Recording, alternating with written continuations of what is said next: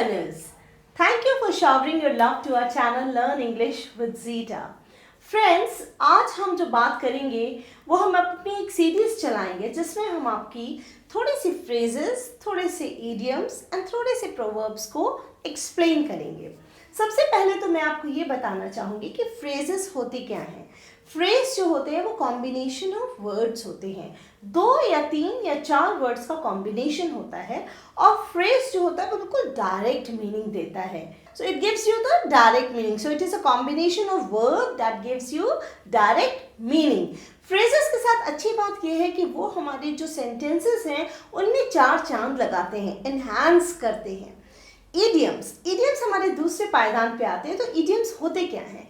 Idioms जो होते हैं वो भी कॉम्बिनेशन ऑफ वर्ड्स होते हैं जैसे फ्रेजेस थे, लेकिन sometimes with a verb and sometimes without a verb. कभी कभी उसमें वर्ब होता भी है, कभी कभी उसमें वर्ब नहीं होता। छोटी सी पहचान बताना चाहेंगे, जब कोई भी मुहावरा टू से शुरू होता है तो वो हमारा वर्ब के साथ होता है। Without to, it doesn't have any verb. Okay, so idioms are combination of words, sometimes with a verb and sometimes without a verb. और सबसे ज़्यादा कमाल की जो बात होती है idioms की वो होती है कि उसका बिल्कुल इनडायरेक्ट मीनिंग होता है। लिखा कुछ होता है और उसका मीनिंग बिल्कुल उलट होता है, कुछ और ही होता है। और सबसे अच्छी बात यह है कि इडियम्स को आप कभी ट्रांसलेट नहीं कर सकते हैं, कभी भी नहीं ट्रांसलेट की जाती हैं idioms. Okay, and the last comes proverbs. Proverbs क्या होती है दोस्तों? प्रोवर्ब्स जो होती है वो कहावतें होती हैं, लोकोक्तियाँ होती हैं, लोगों के द्वारा कही हुई कुछ बातें मतलब पूरे सेंटेंसेस। तो ये कॉम्बिनेशन ऑफ वर्ड्स हैं but they are full sentences. So proverbs क्या होती हैं friends? Proverbs are sentences that are complete and they are also never translated. कभी भी ट्रांसलेट नहीं किए जाते हैं and they also give indirect meaning. तो आज जो हम बात करेंगे अपनी इस वीडियो में वो बात करेंगे हम प्रोवर्ब्स की। सो फ्रेंड्स, एक एग्जाम्पल भी हो जाए तीनों का। तो जैसे कि पहले मैंने बताया आपको फ्रेज बहुत डायरेक्ट मीनिंग देता है और बिल्कुल इसका मतलब समझ में आता है। तो एक एग्जाम्पल जैसे कि स्वॉन एनिमीज। तो एनिमी मतलब दुश्मन, स्वॉन मतलब कट्टर। तो कट्टर दुश्मन की फ्रेज हम क्या बोलेंगे? Sworn enemy. लेकिन अगर हम मुहावरे की बात करेंगे तो देखिए मैं बोलूँगी इसी का मुहावरा, that is at daggers drawn. अगर तो मैं ऐसे बोल रही हूँ एट डैगर्स ड्रॉन तो आपको समझ में नहीं आ रहा, लेकिन इसका भी मतलब होता है कट्टर दुश्मन। इतनी दुश्मनी कि बस खंजर खिंचे हुए हैं।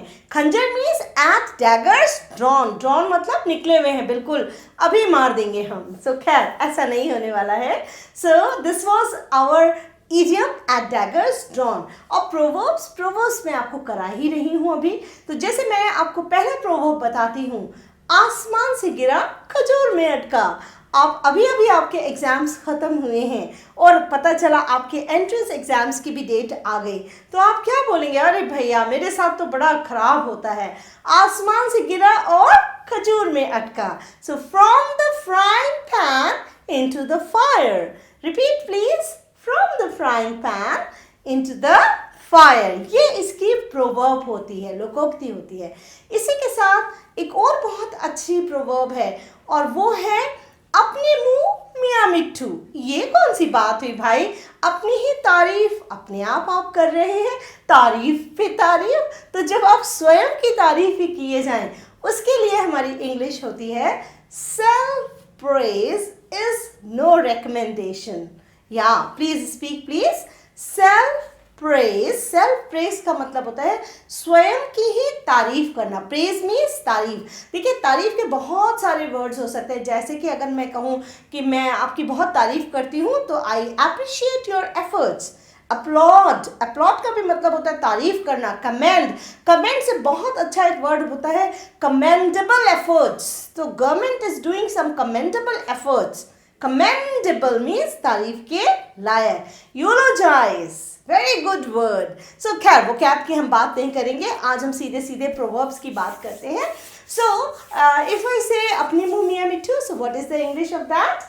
Self praise is no recommendation. एक और बहुत अच्छा होता है अपनी ही तारीफ किए जाना, to blow one's own trumpet. Trumpet दोस्तों वो होता है एक इंस्ट्रूमेंट बजाने वाला, जब राजा के दरबार में जो बजाया जाता था, तो उसी जब वो बजाते थे तो उसी को बोला जाता था trumpet. So to blow one's own trumpet, blow का मतलब होता है फूंक मार के बजाने वाली चीज़ों को, so that is called as blow one's own trumpet. So let's move on to the third proverb and that is अब पछताए होत क्या जब चिड़िया चुग गई खेत। मजा है ना, एक मैं बोल रही हूँ, पीछे से आप भी मेरे बात कर रहे हैं।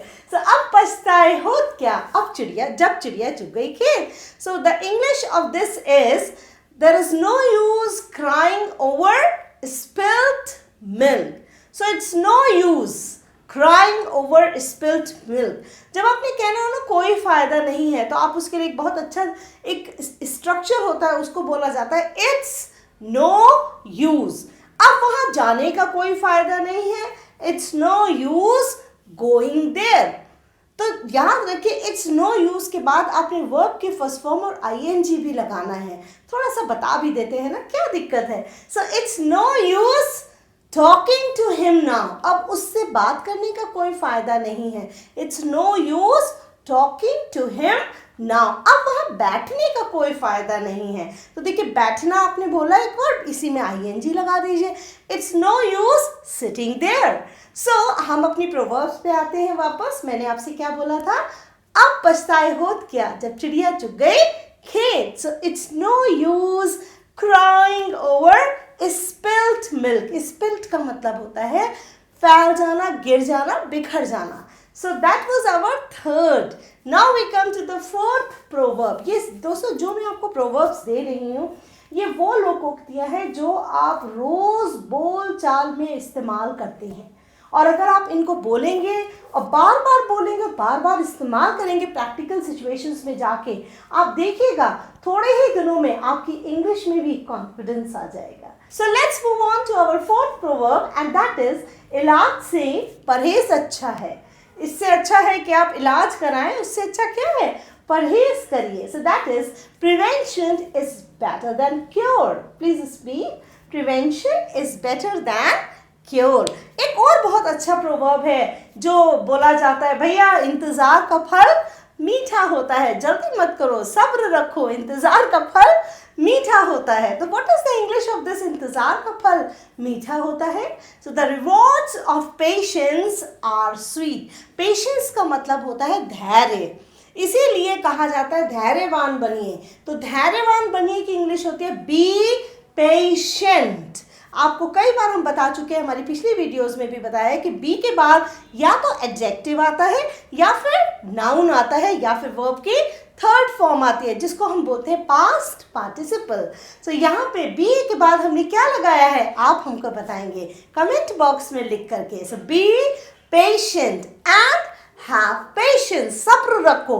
सब्र रखने के लिए आप क्या बताएंगे, हैव सम पेशेंस, में थोड़ा सब्र रखो, सब्र का फल मीठा होता है। The rewards of patience are sweet. I told you सब्र का फल मीठा होता है, the rewards of patience are sweet. साथ साथ हम ये भी कहते हैं, भाई क्या बात है, भगवान के घर देर है पर सही पहचाना, अंधेर नहीं है।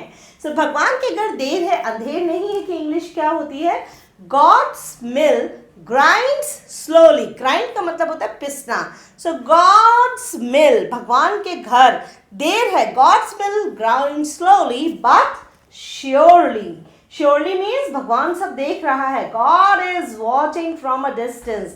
ये बहुत अच्छा एक सॉन्ग भी है जो मडोना ने गाया था, God is watching from a distance. Yes, so भगवान के घर देर है, अंधेर नहीं है की इंग्लिश क्या होगी, God's mill grinds slowly but surely. So learners, today we have done some proverbs that are used in our day-to-day language, day-to-day life. So मैं उम्मीद करती हूँ आपको ये वीडियो अच्छा लगा होगा। मैंने आज आपको कुछ proverbs दी हैं, अगली सीरीज में हम इससे ज़्यादा देंगे।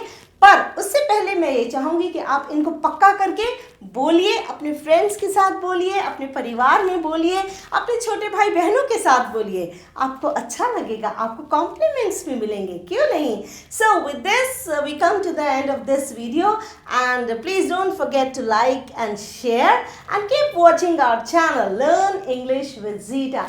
Thank you so much.